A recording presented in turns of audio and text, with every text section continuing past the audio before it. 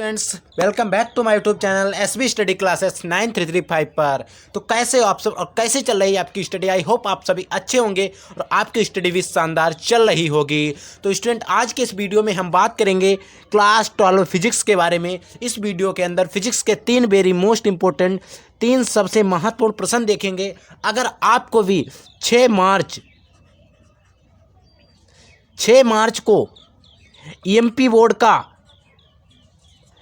Board का अगर paper देना है तो ये वीडियो सबसे ज़्यादा आपके लिए इंपॉर्टेंट होने वाला है, क्योंकि एमपी बोर्ड के अंदर ये तीनों क्वेश्चंस ऐसे क्वेश्चंस हैं जो आपकी प्रीवियस ईयर क्वेश्चन पेपर अगर आप लोग उठा के देखेंगे तो वहाँ पर क्वेश्चन आपको मिलेंगे। तो इसीलिए आपको जाकर एक क्वेश्चन छाप के आना है। एक क्वेश्चन आपके लिए वीडियो रामबाण होने वाला है और आज से आपके एमपी बोर्ड के लिए पूरा सिलेबस इस चैनल पर उपलब्ध कराया जाएगा। आज से हमें इस टीचर के और एमपी बोर्ड के टीचर्स की पूरी लिस्ट मिल चुकी है। हमारे यहाँ पर आपके टीचर भी उपलब्ध हो चुके हैं। तो आज से आपके एमपी बोर्ड की तैयारी भी शानदार चलने वाली है। तो आइए पहला क्वेश्चन हम देख लेते हैं। स्टूडेंट, पहला क्वेश्चन है कि एसी धारा लाभ पर टिप्पणी कीजिए। देखिए, क्वेश्चन कई बार आया है बोर्ड एग्जाम के अंदर। अगर आप लोग प्रीवियस क्वेश्चन पेपर उठा के देखेंगे तो बात आती है कि एसी धारा लाभ क्या होता है। तो एसी धारा लाभ क्या होता है कि अगर मान लीजिए कोई संग्राहक धारा है, उसमें हम परिवर्तन कर दें और उसमें उसी से रिलेटेड जो होती है आधार धारा, उसमें भी परिवर्तन कर दें तो इसी का एक अनुपात बन जाता है। उसे हम क्या कहते हैं?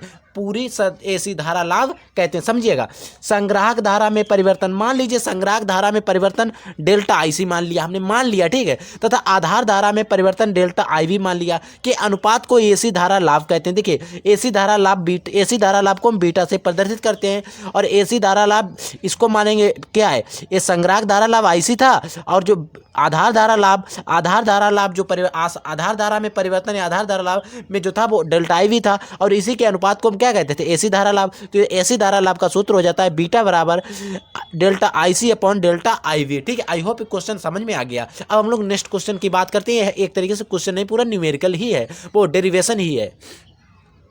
तो स्टूडेंट देखिए, क्वेश्चन क्या है कि वैद्युत क्षेत्र की तीव्रता का व्यंजक ई हमें क्या है, इसका हमें व्यंजक प्राप्त करना है। ठीक है, तो देखिए होता क्या है, मान लीजिए हमें वैद्युत क्षेत्र की तीव्रता का हमें व्यंजक प्राप्त करना है। तो देखिए, व्यंजक प्राप्त करने के लिए हमें कुछ इसकी परिभाषा लिखनी पड़ेगी। देखिए, वैद्युत क्षेत्र में मान लीजिए कोई वैद्युत क्षेत्र है, उसके किसी बिंदु पर रखे कोई परीक्षण आवेश क्यू पर लगने वाले बल का परीक्षण आवेश के अनुपात को उस वैद्युत क्षेत्र की तीव्रता कहते हैं। मान लीजिए कोई परीक्षण आवेश है, उस एक वैद्युत क्षेत्र, उसमें कोई किसी बिंदु पर, मान लीजिए बिंदु है यहाँ पर परीक्षण आवेश Q0 रखा है, Q0 पर लगने, यहाँ पर कोई परीक्षण आवेश Q है, उस पर लगने वाला बल तथा परीक्षण आवेश के जो अनुपात होता है उसे वैद्युत क्षेत्र की हम क्या कहते हैं? तीव्रता कहते हैं। और इसे किससे प्रदर्शित करते हैं? ई से।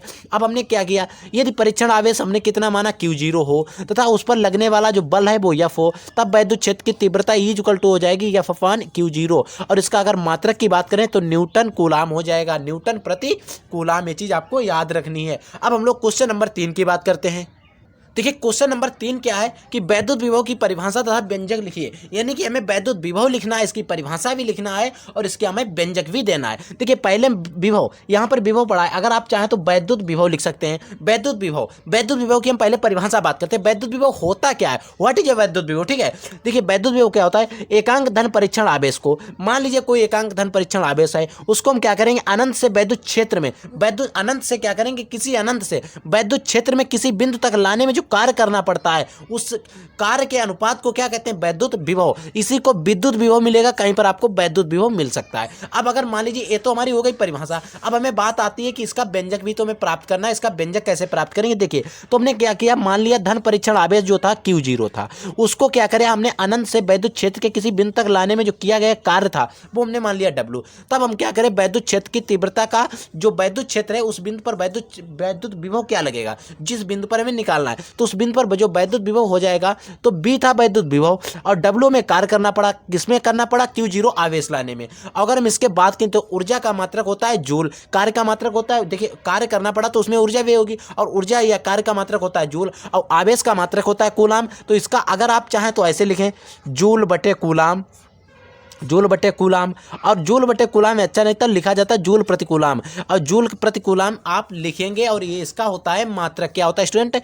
मात्रक होता है। ये चीज़ आपको ध्यान रखनी है। कभी कभी ऑब्जेक्टिव क्वेश्चन में आपसे मात्रक भी पूछ देता है। तो आई होप ये वीडियो आपको पसंद आया होगा। अगर आपको वीडियो पसंद आया तो वीडियो को एक लाइक कर दीजिए, और अगर आपने अभी तक चैनल को सब्सक्राइब नहीं किया तो सब्सक्राइब कर लेना, क्योंकि आपको एमपी बोर्ड से रिलेटेड हर खबर मिलेगी टाइम से इस चैनल पर। तो आज के लिए इतना ही, तो अगले वीडियो में हम मिलेंगे नए टॉपिक के साथ। तब तक के लिए स्टूडेंट जय हिंद, वंदे मातरम।